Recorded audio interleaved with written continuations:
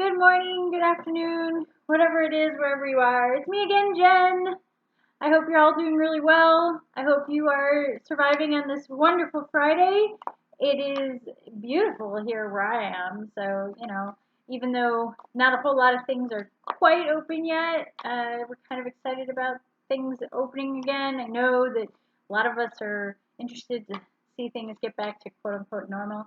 We'll see what happens, maybe. I don't know. I have no opinion either way on it. I actually enjoy the fact that I can stay home and have an excuse not to go out to big parties and crazy things, and I enjoy it. I enjoy the kind of the reprieve, the enforced reprieve, but the reprieve from things. Without further ado, it is May 15th, and it is, yes, Friday, so hope you have a wonderful weekend, and again, I will see everybody on Monday. Let's see what we got today. The moon. I love the moon. The moon is number 18 in the major arcana. Again, those were the cards that were, 22 of them were removed from the deck to create our standard playing card deck, which only has the 4 suits. And these cards, though, they are kind of that hero's journey. And as a writer, I like to kind of go into that a little bit sometimes. So at some point, maybe I will do an entire video about the hero's journey and how that relates to the tarot and all that kind of stuff. There are a lot of videos on that. So if you type in like Major Arcana, the hero's journey, the journey of the fool, those are some interesting things to kind of go check out if you're really interested in delving deeper into tarot stuff and not just one card a day. That kind of is just an exciting little reason to wake up in the morning, I guess. So the moon is, again, I want to go into the design of this card. It is the Mary Hanson Roberts deck, and it is beautiful. It's very watercolory, colored pencil-y kind of thing. So primarily, you have the moon as an emblem on here. And it's not just a moon in the sky as one would see, astronomical kind of thing. There's a woman's face in profile, and the moon looks like it could be waxing or waning. It's in a crescent, and her head is sort of resting in profile in that crescent, and she's looking up, she's gazing out.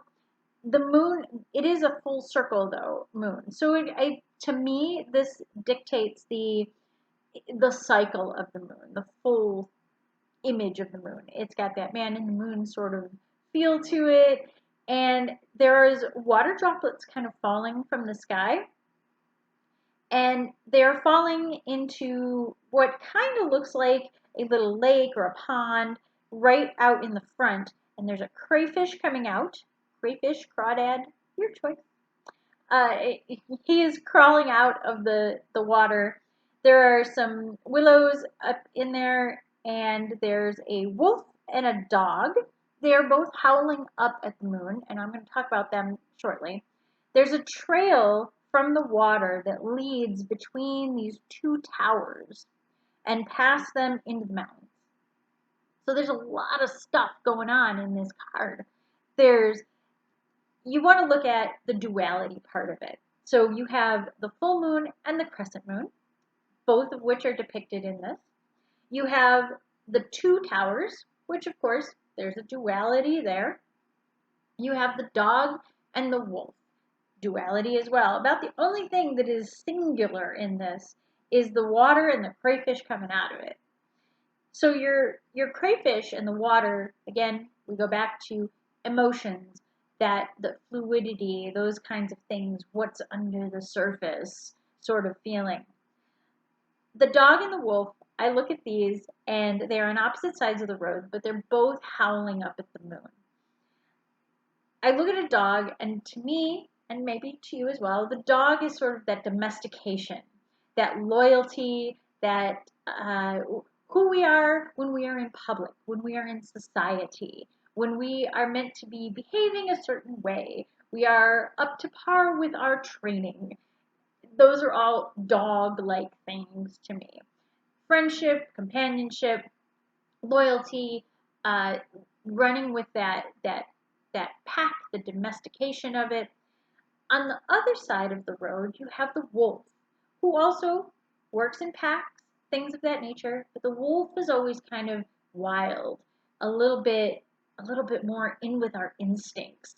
We are in touch with that hunter side of us, a little bit crazy, maybe a little bit werewolf sort of feeling coming from this, howling up at the moon and all that. But the other thing is the dog is sitting and the wolf is standing.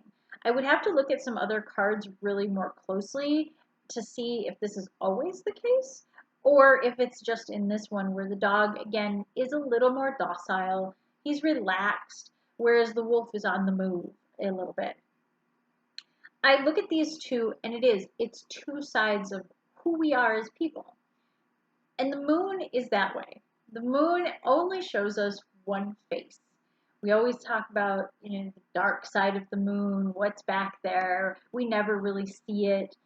That's the difference between the wolf and the dog, too. This is the face we show in public, in polite company. And back here, though, is the things that are mysterious, the things that we hide, our personal secrets, the things that we might or may not feel guilty about if anybody ever found out. So if this card comes up in a reading, I look at it as, what are you hiding?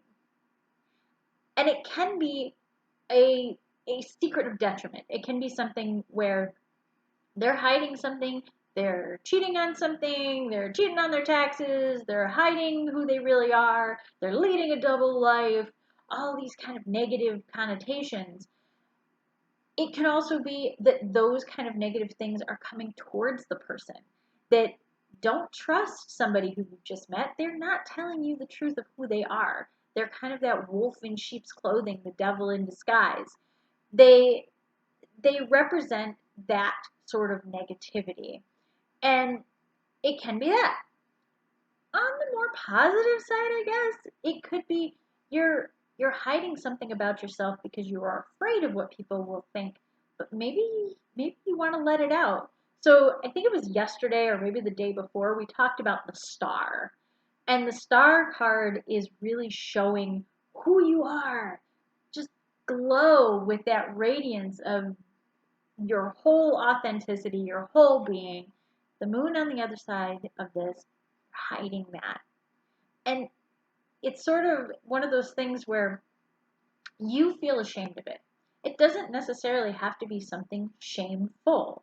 It's just that you have shame about it. Or you know that the people around you will be ashamed of you because of it. So it can be something really that you did bad and you should probably come up about it and tell people and be honest. The other side is it could be something that people just want to know about you. They just want to know who you really are. Don't hide. It's okay. Let the freak flag fly, as they say. And in a cautious sense, obviously, you don't want to start like letting your freak flag fly at work where people might make some judgments and call HR. But but if you're among friends, be honest with your friends. They may have secrets of their own that they're trying to let out, and by you taking that first step and being honest with them, they will find the space to be honest with you. The back and forth on this is about, is the moon coming up as a negative, as you're doing something shady that you shouldn't be doing and it's hidden by the darkness, or is it that you really need to let yourself out a little more? The other thing that I get a lot with the moon is with women especially, is that feminine energy that the moon represents. Is get in touch with that. Get inside that shadow self, that feminine self that's hidden away. And it doesn't always have to be with women, but it does seem to show up more often with women. The shadow self is that side of you that you really don't want to let people know about, and it's something that we're here to work on.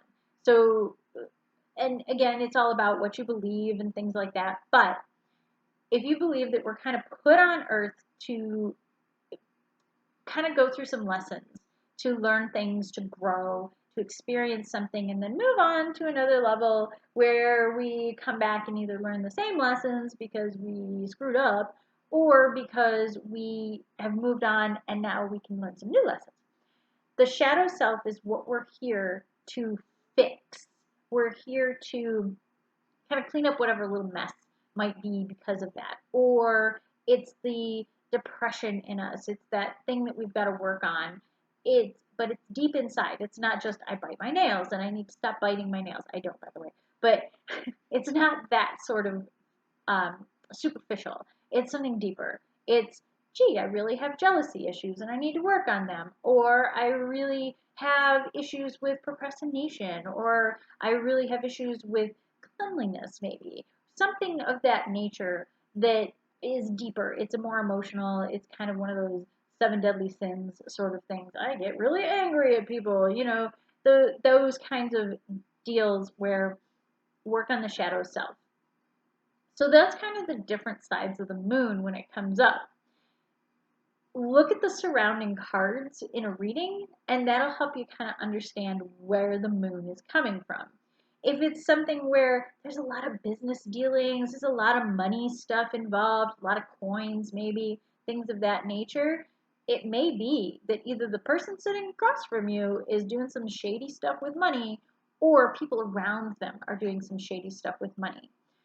The same thing with a relationship. If there's a lot of cups and cards that have to do with relationships and family and things like that, there may be an affair. There may be something where spouses are not talking to each other the way they should be. People are not open in their relationship.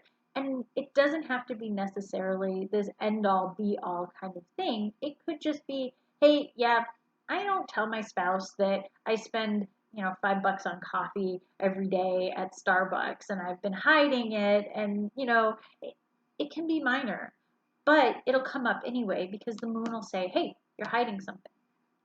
So that's kind of where I want to go with the moon.